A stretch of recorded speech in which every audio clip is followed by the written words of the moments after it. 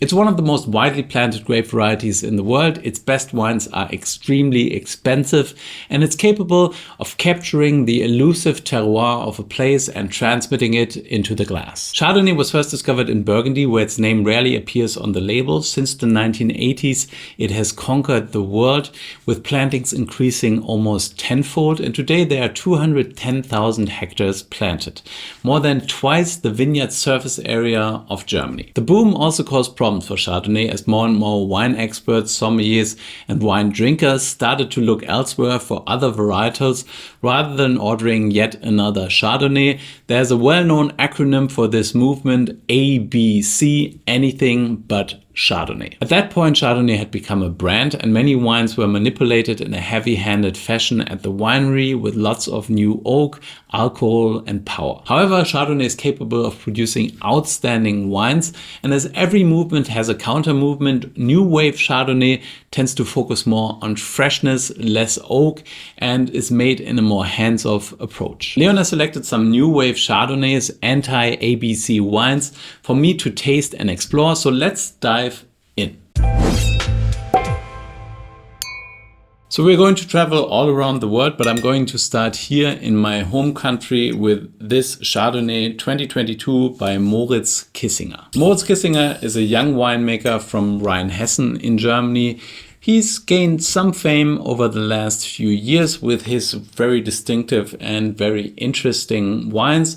He farms his vineyards biodynamically and produces this wine as a land wine. So he basically devalues it in the hierarchy of the German classification system for whatever reasons. I'm not really sure why. Of course, if you decide not to produce Qualitätswein and go down one step to Landwein level, you're more free to produce whichever wine you prefer, so you don't have to go to the sensory analysis for Qualitätswein status, which can be sometimes quite conservative. So I'm guessing this might be a little bit wilder, but I don't know. So let's find out. This wine was aged in French oak barriques, 1/3 new and 2/3 used.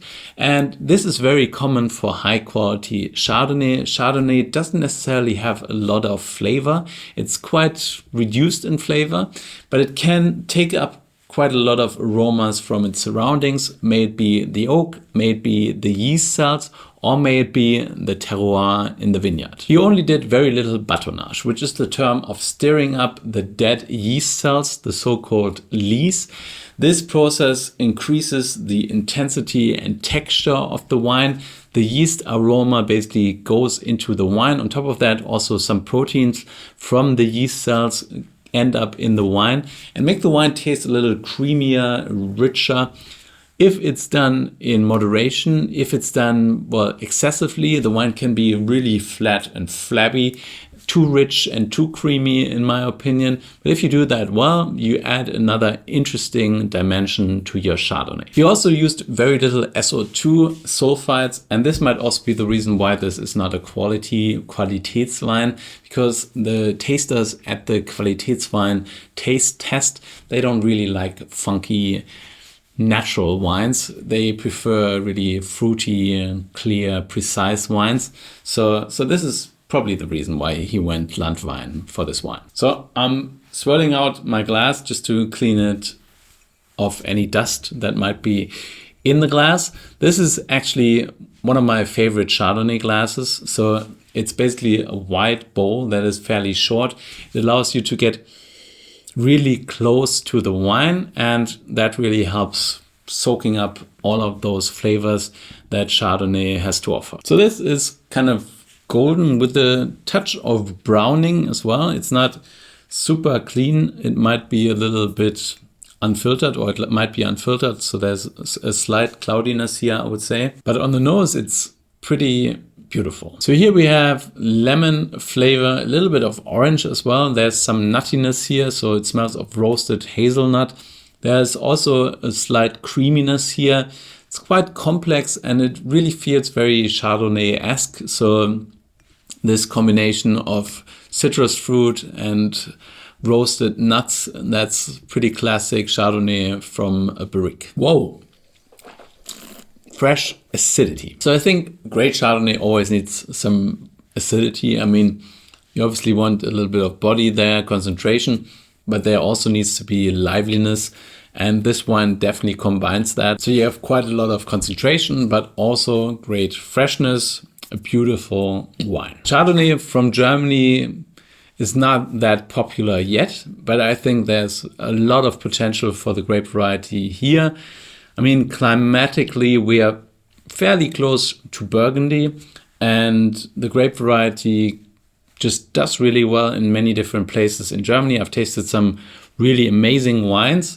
Important is only that the winemakers use the right clones that have this delicate Chardonnay flavor, and also that they know how to handle Chardonnay in barriques. Obviously, you can also make great Chardonnay in stainless steel, but pretty much all great Chardonnays from all around the wine world were fermented and aged in barrique. I'm going to rate this 93 points. I mean, this is a little bit more of a funky expression of the grape variety, but it's really well made. It's quite beautiful. There's nothing flawed about it. It's just a little rougher maybe, but yeah, it's just beautiful. It has this great balance between freshness and concentration. The aromatic profile is absolutely stunning. So great start. So next up, we have the 2023 Ochota Barrels Chardonnay Slint from Australia. The vineyard is located in the Adelaide Hills at 550 meters of elevation, so a cooler corner of Australia. The winery was founded by Terrace, a former punk rock bass player who started it together with his wife in 2008. He unfortunately passed away in 2020, but his wife is continuing the mission. The winery is known for low intervention winemaking and low alcohol wines, so I'm really expecting a new wave Chardonnay here in the glass. They use oak, but mainly used barrels, and the malolactic fermentation is carried out in this wine. This is another part of the Chardonnay puzzle. Malolactic fermentation is the conversion of more harsh and greener malic acid into lactic acid, which tends to be a little creamier and richer on the palate. Malolactic fermentation also changes the aromatic profile a little bit. You get those yogurt or creamy notes on the nose as well. So the wine becomes a little rounder on the palate, but also develops a different flavor on the nose. So yeah, I mean, whether you do malolactic fermentation or not, in Chardonnay, most of those wines have done the malolactic fermentation, and once they've done it, they tend to be a little richer. If they don't do it, they tend to be a bit greener, a little bit fresher, a little bit more lively. So this definitely has quite a bit less oak influence, so there's more fruit flavor coming through. I don't really get any new oak flavor here on the nose. On the palate, this is definitely very fresh and lean. It doesn't necessarily feel like there was malolactic fermentation because the acidity is still so fresh and lively. The alcohol is moderate at 12.5%, so this is definitely a more vibrant, fresh style of Chardonnay. Even more vibrant and fresh than the previous one. So this is really, really lean. You know, it tastes a little bit on the palate as if you would eat the core of an apple. There's a little bit of bitterness there, which can be quite nice. For me, it's a little rough around the edges. I mean, obviously this is kind of what they're shooting for. They want to produce a wine that is completely different to heavily oaked and super concentrated Australian Chardonnays. But for me, I like a little bit more meat on those bones. But that said, I still think this is a delicious wine. It's more for the Chardonnay drinker who really likes Chablis rather than for the Chardonnay drinker who likes Napa Chardonnay. So yeah, a style that you really have to enjoy. I think it's also better probably if you have something to eat alongside with it, just to polish off those edges. But I still think this is quite delicious. I'm going to rate it 90 points. And I have to add that I really like the labels. I think they stand out and they're really simple and, well, they still make you kind of look twice. So next up, we have the 2023 Crystallum, the Agnes Chardonnay from Western Cape in South Africa. The winery was founded in 2007, and the wine is not named after Agnes from No Sediment. Instead, it's named after the grandmother of the two founders. They are brothers, so they just decided to dedicate this wine to grandma. The wine is fermented spontaneously. What happened there? That was a blocked shot here. Come on. There you go. The wine was fermented spontaneously, so they didn't add any cultured yeast. Instead, they just used the ambient yeast, and it was then matured in a mix of different oak barrels. Chardonnay in South Africa is quite successful. There are lots of really great examples coming out of South Africa. So let's see whether this is one of them. So light golden color, not very intense. If the wine is fermented and aged in new oak, it tends to become more golden. So there is more of a golden hue to the wine. This is a little bit lighter. On the nose, there's no new oak flavor. Instead, we get more orange and lemon zest character, plus apple and pear. So this is quite delicate, really refined, and more fruit driven. On the palate, this is actually really beautiful. It's not heavy, but it's rich and balanced. So there's a great balance between the concentration and the freshness. And the finish is actually fairly long. Again, there's a little bit of bitterness there as well, but it's really well integrated. So I do think this is, again, a step up compared to the previous wine. I would say this is a 92 point wine. You know, this is really a wine with length, and you spit it out or drink it and it stays on your palate and continues to change, which is quite amazing. Next up, we have the 2022 Chablis Coteau de Fontenay from Patrick Piuze from Burgundy. Legend has it that Patrick Piuze started to get interested in wine when he met Mar Chapoutier while skiing, and he then worked at different domains in Burgundy before setting up his own winery. So Patrick is more hands-off in his winemaking approach, hand harvest, firm pressing of the grape, fermentation in stainless steel and used barrels, and then fairly short maturation on the lees before the wine is bottled. So this is another 12% alcohol wine. So low in alcohol, comparatively low in alcohol nowadays, even for Burgundy, and lots of freshness. I mean, that's at least what I'm expecting here. Yellow in color, it's not really golden, it's more yellow. This really smells of bruised apple. So take an apple, let it fall on the ground, then put it onto your kitchen counter and leave it there for 1 week. When you get back to it, pick it up and smell it at the spot where it hit the ground. The spot will probably be brown and maybe rotting a little bit. And that's kind of the smell that I'm getting from this wine. Don't get me wrong, this is not a bad thing. I mean, if it's like really rotten, then that's not a great smell, but this isn't. It's just not the fresh apple character, it's a little bit different. There's also a little bit of dustiness there and a little bit of lemon juice flavor. On the palate, I find it juicy and intense, but it lacks a little bit of acidity. In my opinion, it just doesn't have all the freshness I would want to get out of the glass. But it's an interesting wine. However, it doesn't have the concentration and complexity that some of the previous wines had. So I'm going to rate this 90 points. Next up, we have the 2021 Matias Riccitelli Vinedos de Montaña Chardonnay from Gualtallary in Argentina. I've tasted a few really great Chardonnays from Argentina, so I'm looking forward to opening this baby up.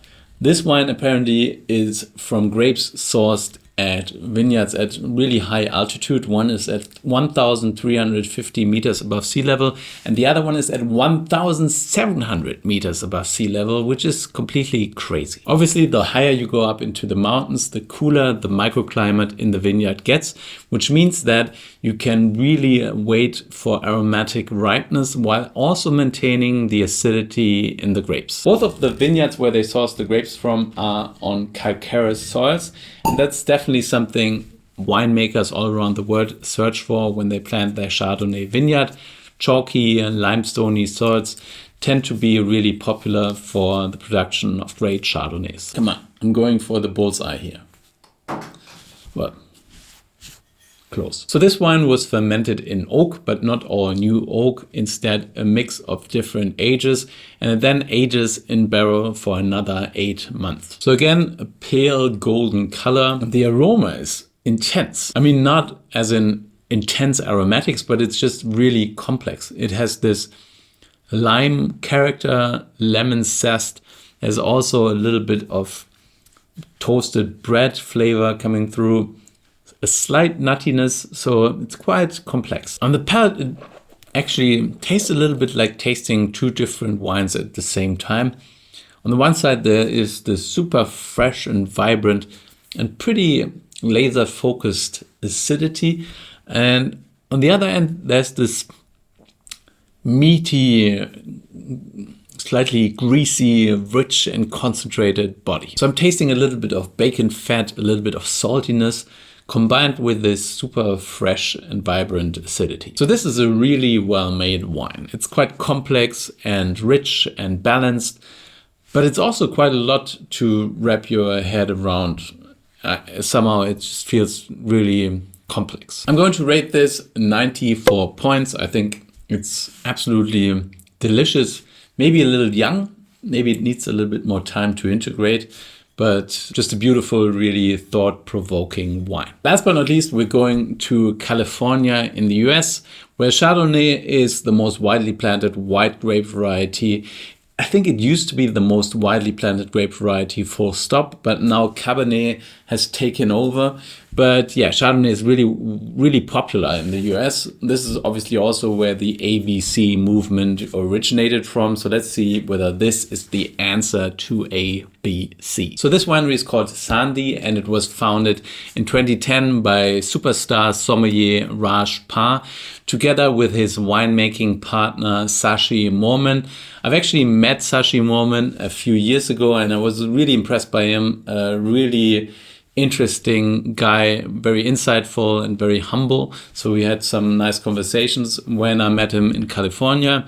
And those wines, they are extremely popular. Sandhi is really a great wine brand that has international success, but it represents the more hands-off approach of kind of trying to make a wine that is more terroir focused and that is less alcoholic and rich. Rajpal also founded the In Pursuit of Balance movement wine tasting event where he really wanted to put a spotlight onto wines that were fresher, livelier, and not rich and concentrated. And I think at one of his restaurants in the past, he actually only had wines below a certain alcohol level because he didn't like really fat and flabby wines. According to Vinez, most of the fruit for this wine comes from their other project, the Domaine de la Côte, where they mainly focus on Pinot Noir, but apparently they also have Chardonnay there that they use for their Sandhi brand. Something I wanted to mention, which is slightly off topic, but people have asked me in the past,